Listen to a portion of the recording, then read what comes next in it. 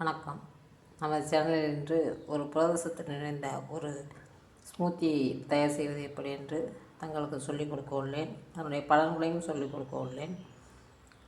இரவே ஊற வைத்த பாதாம் பருப்பு, வால்நட்டு முதலியவைகளை நன்றாக நீர் விட்டு கழுவி சுத்தம் செய்து மிக்சியில் போட்டு 3 ஏலக்காய் 1 கிராம்பு போட்டு நன்றாக கூழ் மாதிரி பதத்தில் அரைத்து கொள்ள வேண்டும். அரைத்து இது மாதிரி தயார் செய்து வைத்துக்கொண்டு இதில் தேவைப்படுவோர் நாட்டு சர்க்கரை கலந்து கொள்ளலாம், தேவையில்லை எனில் விட்டுவிடலாம். இந்த ஸ்மூத்தியை குடிப்பதனால் நமக்கு தேவையான புரதம் கிடைக்கிறது. 1 கிலோ கொண்ட ஒரு நபர் 1 கிலோ நபருக்கு 1 கிலோவுக்கு 1 கிராம் வீதம் இந்த புரதம் தேவைப்படுவதால் ஓரளவுக்கு ஒரு தினமும் ஒரு 50 கிராம் அளவுக்கு அரைத்து குடித்தோமானால் தேவையான புரதம் கிடைக்கும்.